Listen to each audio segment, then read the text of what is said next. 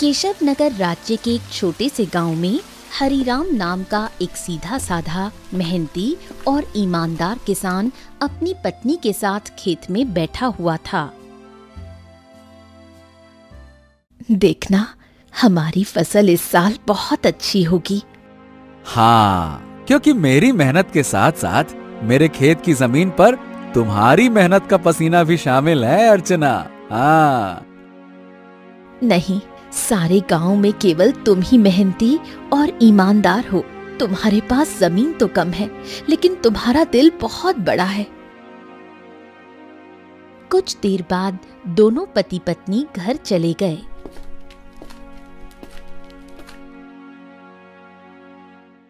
मैं तुम्हें एक बात बताना तो भूल ही गई, घर में लकड़ियां खत्म हो गई हैं।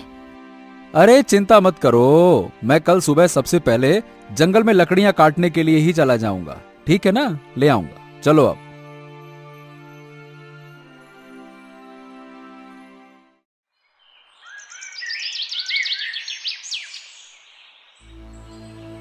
अगली सुबह हरिराम लकड़ियां काटने के लिए जंगल चला गया।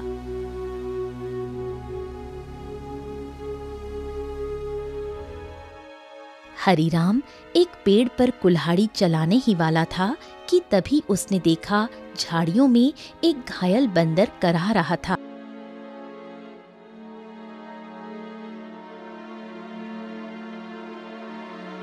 हे भगवान, बाप रे, इस बंदर को तो लगता है किसी ने बुरी तरह से घायल कर दिया है। जरूर किसी जंगली जानवर ने इसके ऊपर हमला किया होगा। बताओ भला, बेचारे का हाथ खून से भरा हुआ है। ओहो हो। हरिराम बंदर के पास बैठा था। काश तू बोल सकता तो बता सकता कि तेरी तकलीफ कहाँ है। फिलहाल तो तेरे हाथ में खून दिख रहा है, लेकिन जिस तरह से तू दर्द से तड़प रहा है ना, बाप रे, तकलीफ तो कहीं और ही है। उसी समय वहां एक साधु आ पहुंचा। कौन हो तुम और बंदर से क्या बातें कर रहे हो? प्रणाम साधु महाराज, मैं तो बस लकड़ियां काटने के लिए जंगल में आया था। इस घायल बंदर को देखा तो इसके ऊपर तरस आ गया। लगता है किसी जंगली जानवर ने हमला किया है इसके ऊपर। देखिए ना, इसके हाथ से खून बह रहा है, लेकिन जिस तरह ये दर्द से तड़प रहा है, मुझे तो लगता है कि इसे कहीं और ही तकलीफ है। बहुत कम इंसान होते हैं जिनके मन में जानवरों के प्रति इंसानियत होती है। रुको रुको रुको। ओम। इतना बोलकर साधु मंत्र पढ़ने लगा।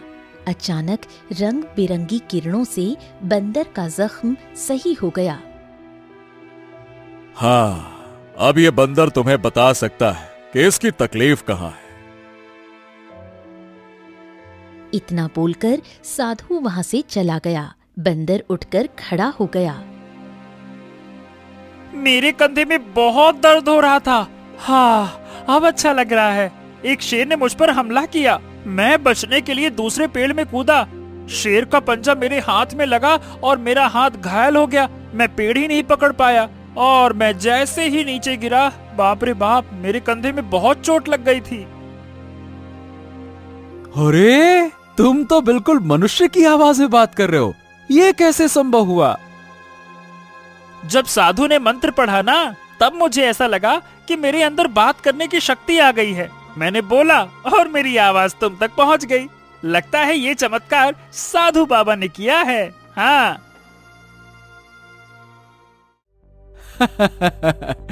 अच्छा ये बताओ, तुम मेरे घर पे चलोगे?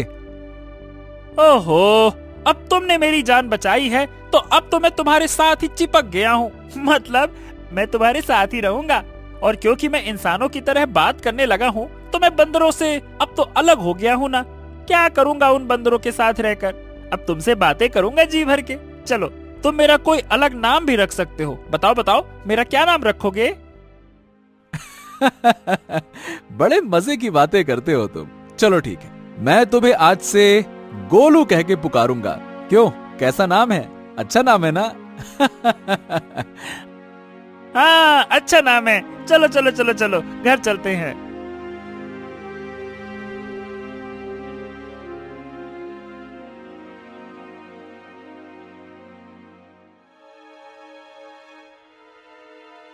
अरे, ये जंगल से तुम बंदर को क्यों पकड़ लाए? हरीराम पूरी घटना अर्चना को बताने लगा। क्या क्या वास्तव में बंदर बात कर सकता है? अरे तुम स्वयं पूछ लो। क्या नाम है तुम्हारा? मेरा नाम गोलू है। हरीराम ने मेरी जान बचाई है और अब मैं उसका साथी हूँ। साथी क्या, अब तो मैं तुम्हारे परिवार का हिस्सा हूँ। अर्चना आश्चर्य में पड़ गई। समय बीतने लगा। गोलू की मौजूदगी घर में नई जान ले आई थी। धीरे धीरे गोलू अर्चना के काम में हाथ बटाने लगा। गोलू अब हरीराम का सच्चा साथी बन चुका था। एक दिन गोलू हरीराम से बोला,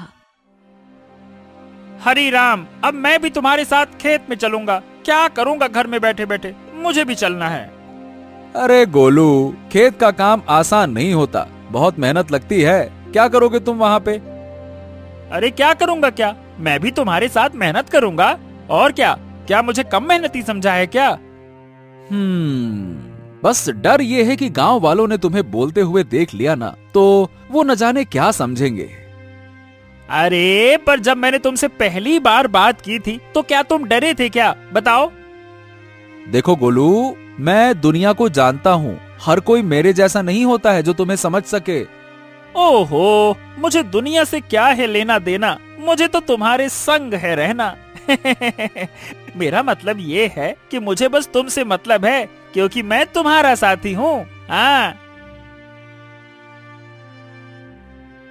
हरीराम मुस्कुराया और अगले दिन गोलू को साथ लेकर खेत चला गया। कुछ ही दिनों में गोलू ने खेती की हर बात सीख ली। अब वो हरीराम का सच्चा मददगार बन गया था।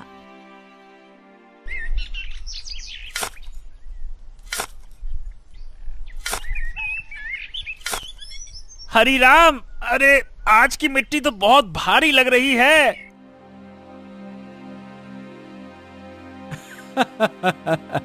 गोलू, अब तो तू पक्का किसान बन गया है। मिट्टी का भी फर्क समझने लगा है। गोलू की बात अब गांव में फैलने लगी थी और ये बात आखिरकार पहुंची जमींदार चौधरी के कानों तक। क्या हरीराम के घर एक बंदर है जो इंसानों की तरह बोलता है?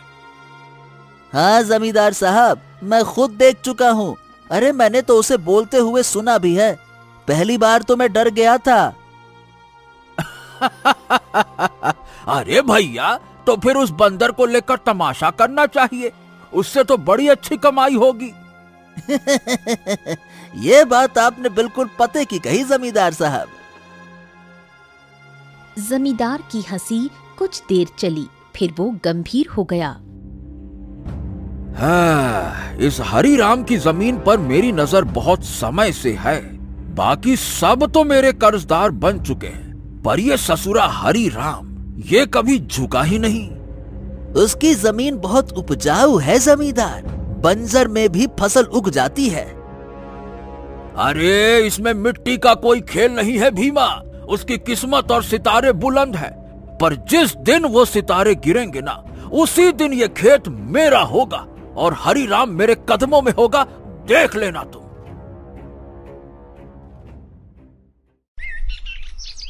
समय ऐसे ही बीतने लगा।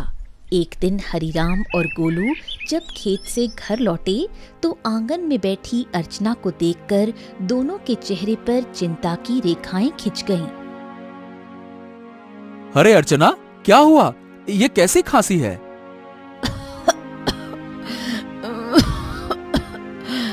कुछ दिनों से खांसी हो रही है, अब तो दिन ब दिन और भी बढ़ती जा रही है। हरीराम, इसे नजरअंदाज मत करो, किसी अच्छे वैद्य को तुरंत बुलाना चाहिए। हरीराम ने देर न करते हुए गांव के एक अनुभवी वैद्य को बुला लिया। वैद्य ने अर्चना को ध्यान से देखा। हरीराम, देखो, इन्हें एक विचित्र बीमारी हो गई है। अगर समय पर इलाज न मिला तो ये जानलेवा हो सकती है। हाँ, नहीं नहीं नहीं नहीं वैद्य जी, आप तो इलाज शुरू कीजिए, मैं कोई कसर नहीं छोड़ूंगा।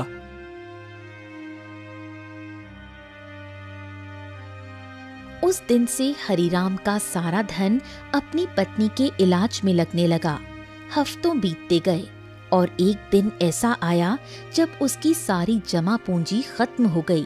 उस दिन हरिराम घर पर अकेला बैठा था।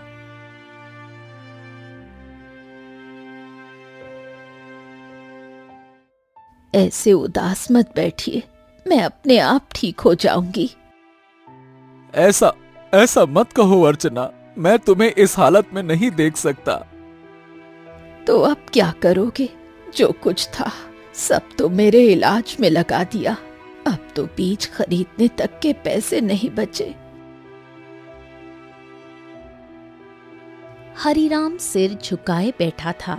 तभी गोलू तेजी से दौड़ता हुआ आया। हरिराम, हिम्मत मत हारो। तुम्हारे 2 भाई इस गांव में रहते हैं और तुमसे ज्यादा धनी भी हैं। उनसे मदद क्यों नहीं मांगते हो, हैं? हरिराम को ये बात ठीक लगी। उसी शाम वो गोलू को साथ लेकर अपने बड़े भाई केशव के घर गया। ओहो हो हरि राम, क्यों भाई, आज हमारे घर का रास्ता कैसे भूल गए हैं? भैया, अर्चना की बीमारी के बारे में तो अब गांव में सब जानते हैं। मैंने जो कुछ कमाया सब इलाज में लग गया। अब कुछ धन की जरूरत है भैया। तुम तो जानते हो मेरी फसल इस बार खराब हुई है। अब खुद मुझे उधारी लेना पड़ रहा है तो मैं तुम्हें कहां से दूं? हरिराम कुछ नहीं बोला, सिर झुकाकर बाहर निकल आया। अरे वो झूठ बोल रहा था हरिराम, मैंने उसके चेहरे को देखा है, वो देना ही नहीं चाहता था। हाँ जानता हूँ रे गोलू, पर चलो एक और भाई है, उनसे मिलते हैं, चलो। अब दोनों बिरजू के घर पहुंचे। बिरजू ने दरवाजा खोला और हरिराम को देखकर चौंक गया। ओ हरिराम, आज भाई की याद कैसे आ गई? भैया भैया, मेरी पत्नी अर्चना बहुत बीमार है, थोड़ा सा धन चाहिए इलाज के लिए। क्या? अरे बंटवारे में वैसे भी तुझे ज्यादा जमीन मिल गई थी, उसे बेच नहीं देता? मेरे पास धन का पेड़ लगा है क्या जो मांगने चला आया? झूठ मत बोलो भैया, सच तो यह है कि तुमने और केशव भैया ने मेरे हिस्से की जमीन भी दबा ली थी। मुझे 6 बीघा जमीन मिलनी थी, बस 2 बीघा मिली है, 2 बीघा। अरे निकल जा यहाँ से, अगर कर्ज लेना है तो जमींदार के पास जा, मुंह उठा के चले आते, भाग यहाँ से।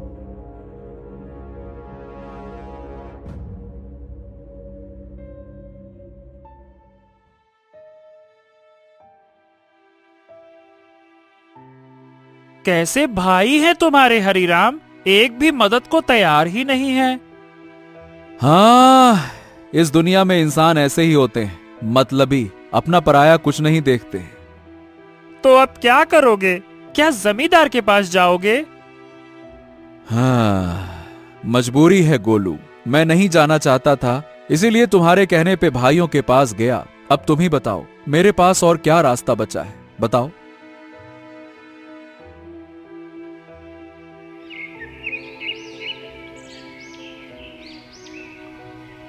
अगले दिन हरिराम और गोलू जमींदार की हवेली में जा पहुंचे। उम्मीद उसे कम थी, मगर अपनी पत्नी की खातिर उसने खुद को झुका दिया था। मैं जानता था हरिराम, एक न एक दिन तू चलकर मेरी हवेली में जरूर आएगा भैया। आपने बिल्कुल सही कहा था मालिक, जब तक इसकी किस्मत चमक रही थी तब तक बहुत अकड़ में चलता था। अब देखो कैसा मुरझाया मुरझाया सा खड़ा है। ए जमींदार, तुम्हें किसी की हालत का मजाक उड़ाने का हक नहीं है। लोग तुम्हारा सम्मान करते हैं, तुम्हें भी दूसरों का सम्मान करना चाहिए, समझे?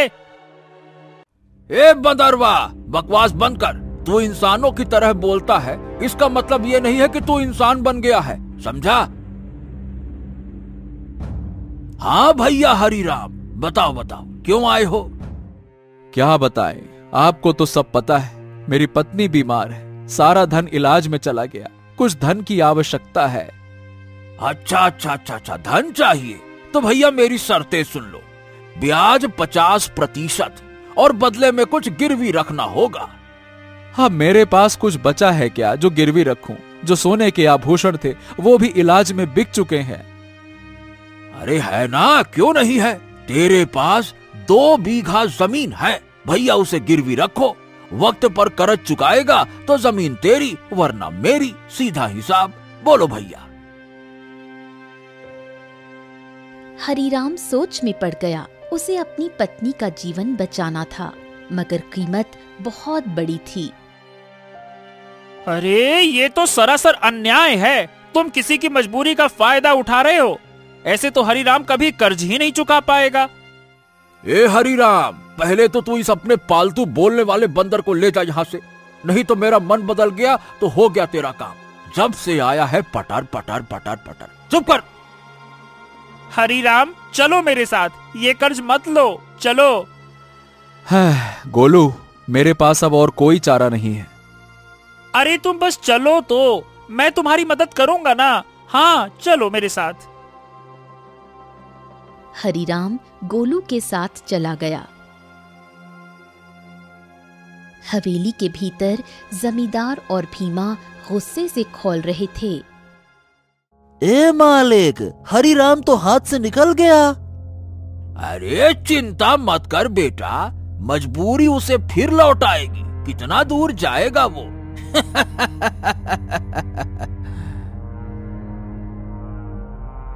हरीराम गोलू के साथ घर पर आ पहुंचा और गोलू तुरंत वहां से चला गया। शाम तक गोलू लौटकर नहीं आया। हरीराम और अर्चना की चिंता बढ़ने लगी। गोलू अब तक क्यों नहीं आया? कहीं जमींदार ने उसे कुछ कर तो नहीं दिया? अरे पता नहीं कहां गया। मेरा मन भी बड़ा बेचैन है। रात बीत गई। सुबह सूरज की किरणों के साथ ही गोलू वहां पहुंचा, हाथ में एक चमकती जड़ी बूटी के साथ। अरे गोलू, तू कहां था? हमें लगा कहीं तुझे कुछ हो तो नहीं गया। अरे मैं जंगल गया था उन साधु महाराज को ढूंढने जिनसे मुझे बोलने की शक्ति मिली थी। उन्हें मैंने सारी बात बताई और उन्होंने दया करके ये जड़ी बूटी दी है। उन्होंने कहा है कि इससे बड़ी बीमारी ठीक हो सकती है। हाँ। गोलू ने वो जड़ी बूटी अर्चना को दे दी। कुछ देर बाद अर्चना की आंखों में चमक लौट आई। मुझे बिल्कुल स्वस्थ महसूस हो रहा है, जैसे मैं कभी बीमार ही नहीं थी। हाँ। अर्चना, तुम्हारी खांसी भी ठीक हो गई। और गोलू, तू तो हमारे लिए देवता बन गया। अगर तू नहीं होता तो मैं जमींदार से कर्ज लेकर अपनी खेती भी खो बैठता।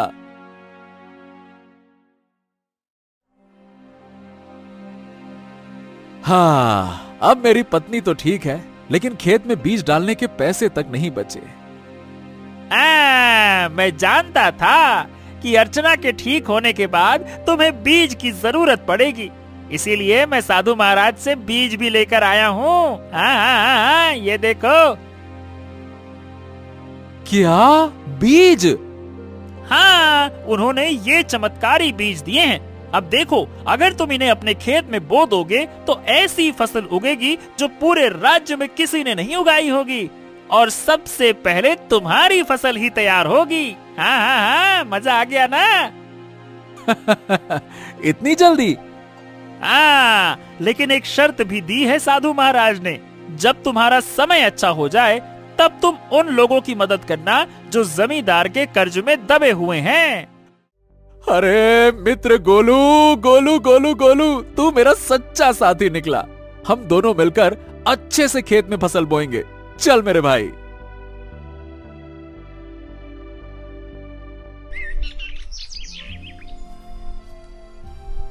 अगले ही दिन हरीराम, गोलू और अर्चना ने मिलकर खेत जोता, बीज बोया और आकाश की ओर देखकर मेहनत का वादा किया।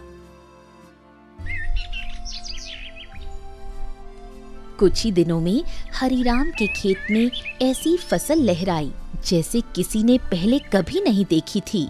गांव वाले चकित रह गए। अरे देखो रे देखो, हरिराम के खेत में तो जैसे सोने जैसी फसल लहरा रही है। हाँ हाँ हाँ हाँ हाँ। हाँ, हमारी फसल तो अभी जामी भी नहीं है और इसकी तो फसल भी तैयार हो गई। और उसकी बीवी अर्चना, जो कि महीनों बीमार रही, अब रोज खेत में काम करती है। भैया, ये तो कोई चमत्कार ही लगता है।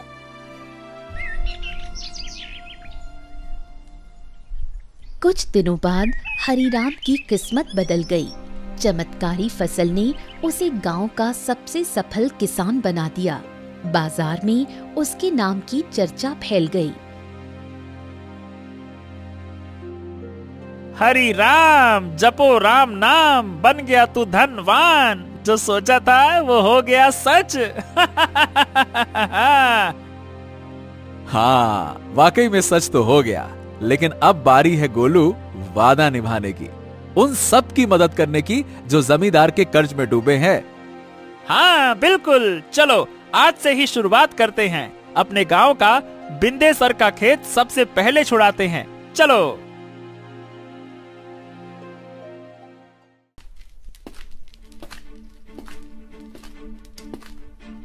हरीराम और गोलू ने अपना मुनाफा इकट्ठा किया और एक एक कर गांव वालों का कर्ज चुकाने लगे। बिंदेसर, भोलू, रज्जो सभी ने अपनी जमीन वापस पा ली। हरिराम भैया, आज आपने हमें नया जीवन दे दिया। सही बताओ, बिल्कुल, बहुत बहुत धन्यवाद। गांव में खुशी लौटने लगी, लेकिन जमींदार के चेहरे पर उदासी छा गई। ये सब देखकर जमींदार गुस्से से अपने साथी भीमा से बोला, हाँ, ए भीमा, तू देख रहा है ना कि क्या हो रहा है?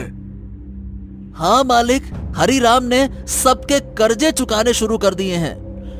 अगर यही चलता रहा तो एक दिन तो मेरी जमींदारी ही खत्म हो जाएगी और मेरा दबदबा भी खत्म हो जाएगा।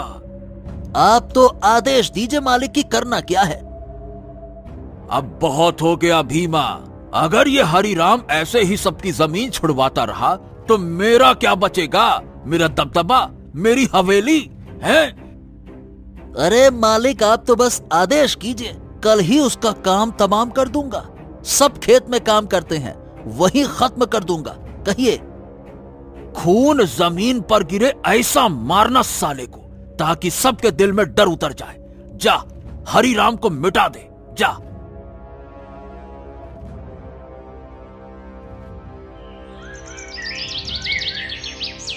सुबह का सूरज उगा, लेकिन किसी तूफान से पहले की शांति जैसा लग रहा था। हरिराम खेत में बीजों को देख रहा था, जो अब सोने जैसे चमकते दिखते थे। अरे गोलू, देख तो, ये फसल तो जैसे गाना गा रही हो। तुम्हारे हाथ की छुअन में जादू है। हाँ बिल्कुल सही कह रहे हो मित्र। इस बार की फसल सोने की फसल जैसी उगती हुई दिख रही है। वाह वाह वाह वाह वाह वाह। इतना बोलकर अचानक गोलू एक ओर हट गया। सच तो ये था कि गोलू को किसी की आहट की भनक लग चुकी थी। तभी वहां जमींदार और भीमा आ पहुंचे। भीमा के हाथ में लंबा बर्छा था। हरिराम झुका हुआ था। अब भुगतो किसान। जैसे ही भीमा ने हरिराम की ओर बर्छा फेंका, एक छलांग, एक चीख, एक वार, लेकिन हरिराम पर नहीं, गोलू पर। गोलू! नहीं नहीं, ये क्या किया तूने? तुम्हारे लिए मित्रता का मतलब सिर्फ साथ नहीं होता, कभी कभी बलिदान भी होता है। तूने मेरी जान बचाने के लिए अपनी जान दांव पर लगा दी। क्योंकि तुम मेरे साथी हो और मैं तुम्हारा।